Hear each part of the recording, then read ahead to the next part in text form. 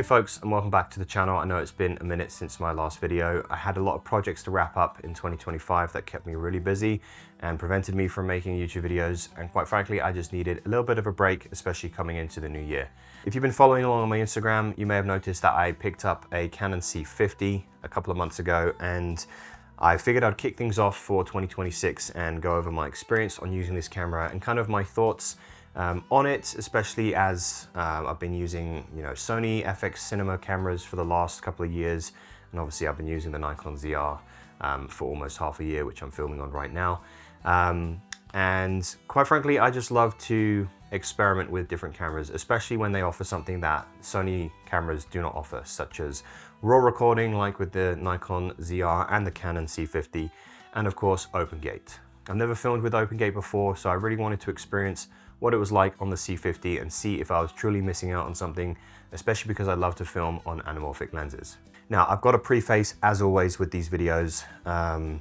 Any camera these days is absolutely fantastic. My advice is to just find something that suits your needs, whether you want open gate or you want raw recording, and just something that inspires you to get out and create.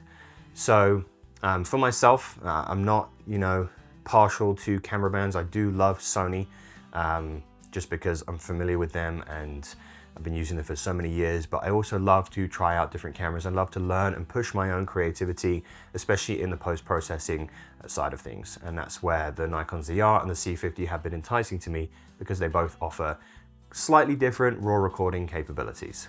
Now, I talked about open gate on the C50. So the C50 does record in open gate, and if you're unfamiliar with that, it uses the full height of the sensor. So it gives you a 2:3 recording format, versus the ZR or Sony FX3 or FX6.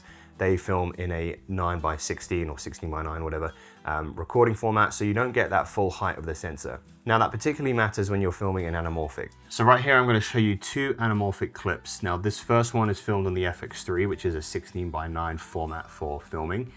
And then the second clip is filmed on the Canon C50 in open gate. So you can see here that we do have a little bit more real estate on the top and bottom. Now, this matters for anamorphic because anamorphic lenses, you get all of this incredible character on the edges. So when you're filming for a 16:9 output, like a final image, you're always going to have to crop no matter what. But when you're filming in open gate, you will end up cropping less, thus retaining more of that incredible character around the edges. Now, here I've just overlaid these two scenes to show you how much more real estate you're going to get in the top and bottom when filming in open gate with an anamorphic lens.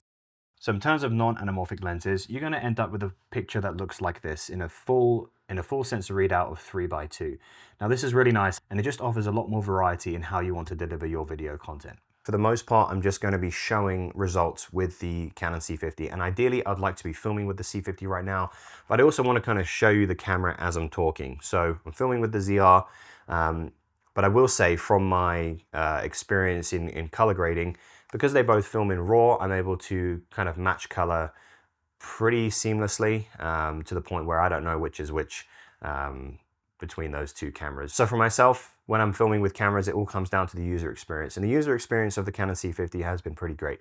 One thing that I love the most, and I've always been partial to the ergonomics on Canon cameras, is this incredibly deep and just chunky grip that the C50 offers.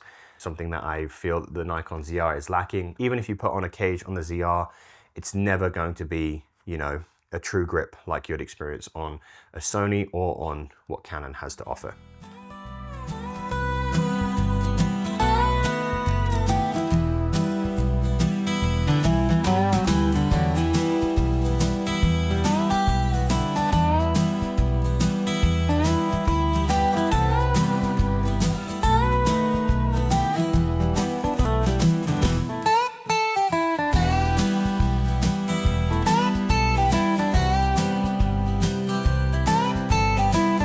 So I'm just going to go over my experiences. Now, I'm not trying to sell you on this camera, but people have been asking me on Instagram to make a video, and obviously I'm going to do that because I love using cameras, and the results of the C50 have been really special. Now, it's not groundbreaking quality. It's not something that's going to be necessarily better than what Sony offers or what Nikon offers or Lumix, whatever it may be. But it's just a different experience.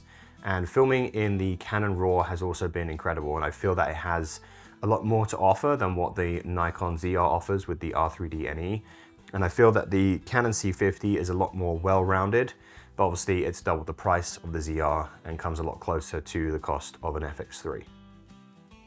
Now, continuing on with image quality, dynamic range is the forefront of image quality in my opinion.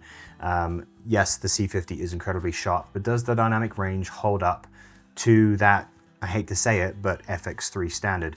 So on a few of the trips that I took with the C50, I was very fortunate to have some incredible sunrises and sunsets, and that's where the dynamic range is going to be the absolute strongest. So I tried my best to edit these. I am shooting directly into the sun. Now, every scene is going to be different, so every scene is going to behave differently. So it's not really a fair comparison if I'm not filming in the exact same scene with the same camera. But this is the best way that I can show how capable the C50 is in recovering these highlights and shadows. Now, one of the scenes that I showed at the beginning of this video in Grand Teton National Park was in fact on the FX3, and this is probably one of my most favorite scenes I've ever captured. The sky was absolutely incredible, and this just shows how capable the FX3 in S-Log3 is in terms of its dynamic range. So I don't like going over charts. Those are kind of beyond me. I like just real world examples. I'll let you be the judge of what you feel looks better. Okay, so whilst we're here, I just want to touch upon anamorphic lenses and a cinematic or cinemascope aspect ratio, which is also known as 2.39:1. Some of my videos you may have seen on YouTube are in that 2.39:1 aspect ratio. That's the nice thing about YouTube, is it allows multiple different uploads in different aspect ratios. Now, when you're using a 1.5x anamorphic lens, you're going to have to do some cropping to fit that 2.39:1 aspect ratio. Now, obviously I'm in a 16:9 timeline, so I have black bars, but just pay attention to what happens here. So this scene that I'm showing you is filmed on the C50 with a 1.5x anamorphic. So to achieve this result, this specific aspect ratio, in DaVinci Resolve, I use an adjustment layer and crop the top and the bottom at 250 each.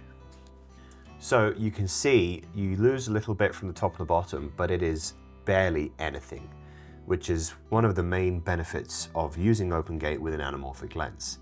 Now we're going to transition over to a non-open gate clip, which is on my Sony FX3.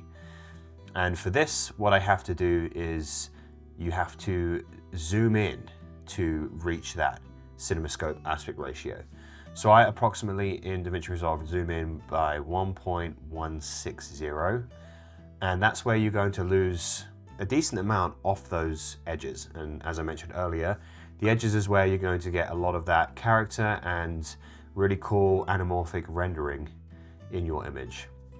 So it could come down to personal preference, but just from this example alone, you can see how much you stand to gain when filming in an open gate situation with anamorphic lenses. Now, I know some people will be arguing that, oh, you can use open gate to crop in for vertical filming. I don't care, to be honest. I never do that, so it's not something I really care about. But if someone is, filming at the exact same time, they want to do short form and long form, it's definitely going to save them a lot of time. Personally, it doesn't matter to me, but I can understand where it's going to matter for other people. I think the biggest thing that the C50 has going for it is that it's fully packed with features.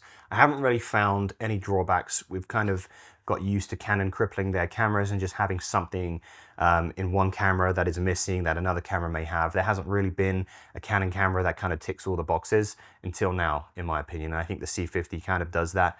The only drawback that I've found with the C50 is that when you're playing back footage in camera, it does not apply your view assist LUT. So you're just looking at it in a flat log profile, which is not a deal breaker, and in theory should be able to come in a firmware update, because we've seen it come with the C70, I believe, and another Canon camera in the last month.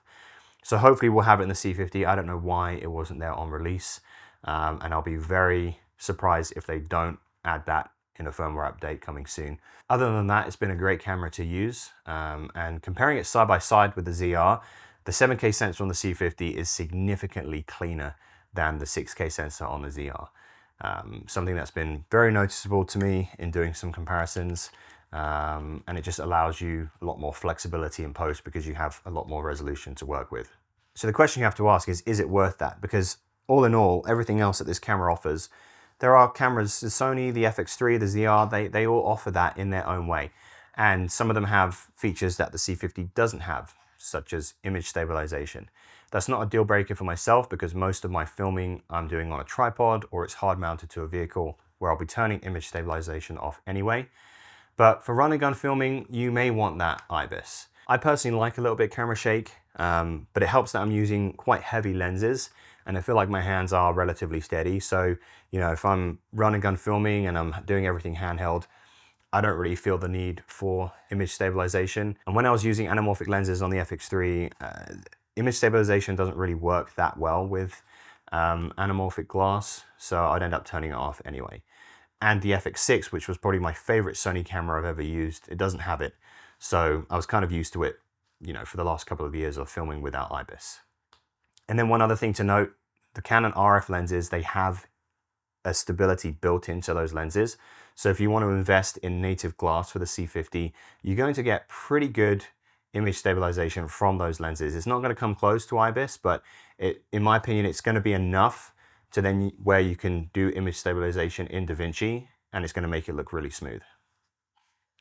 Now, I talked about the C50 being a feature-packed camera. In terms of its ergonomics, it has incredible customization with all of the buttons that it has on the body of the camera itself.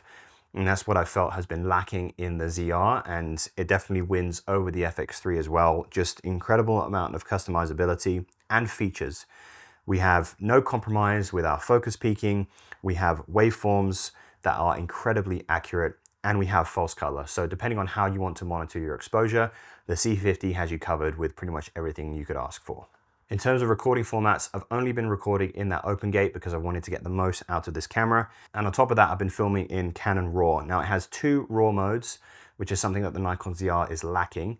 So the ZR is very memory heavy with that R3D NE codec, and you run through memory cards like nothing. The C50 has 2 options. You've got RAW ST and RAW LT, so standard and light. The ST comes in a little bit less than the Nikon R3D NE, and the RAW Lite is about half the memory usage of what Nikon has. So it's a lot more memory efficient. It's still pretty hungry, especially comparing to Sony and S-Log3, but it's a significant decrease compared to the ZR. So if that is a concern of yours, I wouldn't worry too much, but obviously it's an easy remedy. You just invest in larger memory cards and more hard drives. You are limited with the C50 to a maximum of 30 frames per second in this open gate RAW format. I don't really care about that because I don't film in 60 frames per second all that often. So I've just been filming in 24 frames per second. But if you're someone who wants to film in 60 frames per second, then that is something to bear in mind. If we go to standard full frame and we want to film in RAW, it opens up a RAW HQ, which was not available to OpenGate. So that's a step above the RAW standard. Obviously we can film in, you know, other formats that are 422 10-bit, but if we're just sticking to RAW in 6K, we then get access to 60 frames per second.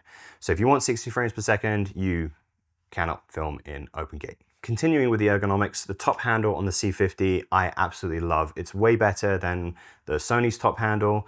Nikon doesn't even have a top handle. I hope that Sony does something similar to this design going forward with whatever they replace the FX3 with. It's just a lot more streamlined, and the main section of the XLR mount with the FX3, it's kind of off to one side. I don't know, it's just kind of goofy looking, and I just feel that this is I don't know, it's just a lot more comfortable to use, especially with these heavy lenses. It allows me to kind of stay close to the body and keep the camera nice and steady. That's pretty much all I have to say at the moment for the C50. I will be doing some more videos on this, some direct comparisons side by side with the Nikon ZR, and possibly with some Sony cameras as well. I do love using this camera though, and it's been incredibly easy to color grade that Canon RAW. And if you use DaVinci, it has a lot more features in that RAW panel than the Nikon ZR does. It has a lot more tools to use when you're dialing in your exposure and color grade.